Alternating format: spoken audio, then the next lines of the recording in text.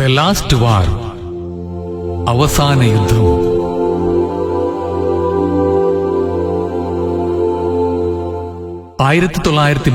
ൽ ബ്രിട്ടീഷ് എഴുത്തുകാരനായ nail grand എഴുതിയ ദ ലാസ്റ്റ് വാർ എന്ന പേരിലുള്ള ഒരു നാടകമുണ്ട്.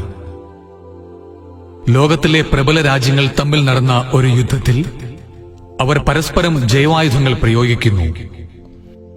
അവയിൽ നിറച്ചുവച്ചിരുന്ന ബാക്ടീരിയകളും വൈറസുകളും പെട്ടെന്ന് തന്നെ ശത്രുരാജ്യങ്ങളിൽ മാത്രമല്ല ഭൂമി മുഴുവൻ വ്യാപിച്ച് മനുഷ്യകുലത്തെ സമ്പൂർണമായി ഇവിടെ നിന്ന് തുടച്ചു നീക്കുന്നു.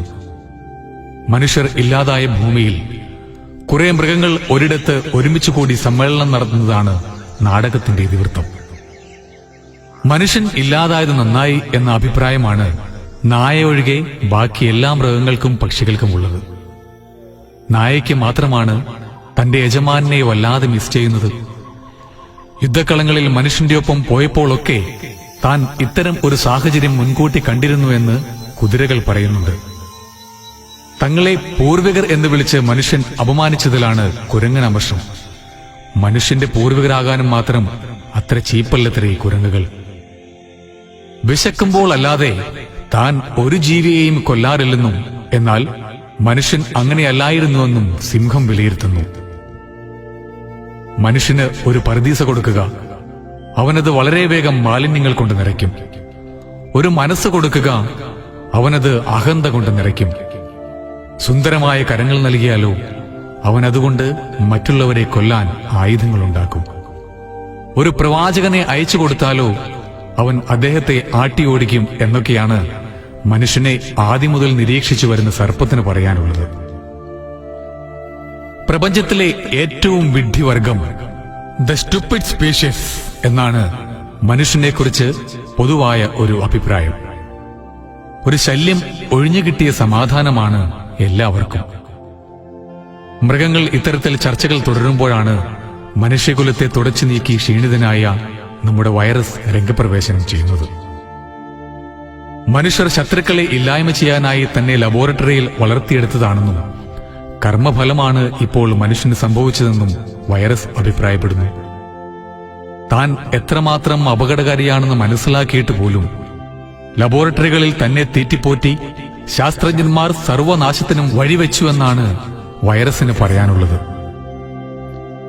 ഇത്തരത്തിൽ നാടകം പുരോഗമിക്കുമ്പോൾ രംഗത്തേക്കിതാ ഒരു മാലാഖ കടന്നുവരുന്നു. മനുഷ്യർ അവശേഷിക്കാത്ത ഭൂമി മുഴുവൻ ചുറ്റിക്കറങ്ങി നിരീക്ഷണം നടത്തിയിട്ട് വരികയാണ് ഈ മാലാഖ. മനുഷ്യൻ കെട്ടിപ്പൊക്കിയ അമ്പരചുംബികളായ കെട്ടിടങ്ങളും മഹാസൗധങ്ങളും വിജനമായിരിക്കുകയാണ്. ബഹിരാകാശത്തും ചന്ദ്രനിലുമൊക്കെ എത്തിയെന്ന ഊറ്റം കൊണ്ട് ശാസ്ത്രമാണ് എല്ലാമെന്ന് അഹങ്കരിച്ചിരുന്ന മനുഷ്യന്റെ സകല അഹന്തകളും ഇപ്പോൾ ഇതാ അവസാനിച്ചിരിക്കുന്നു.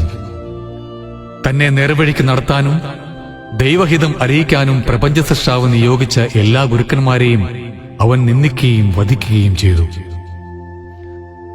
അവന്റെ ബുദ്ധിശക്തിക്ക് നിദാനമായ തലച്ചോറിലെ കോടിക്കണക്കിന് ന്യൂറോൺ വലകൾ ആരുടെ സൂക്ഷ്മബുദ്ധിയിലാണ് കോർത്തിണക്കപ്പെട്ടത് എന്ന് അവൻ പരിഗണിച്ചില്ല.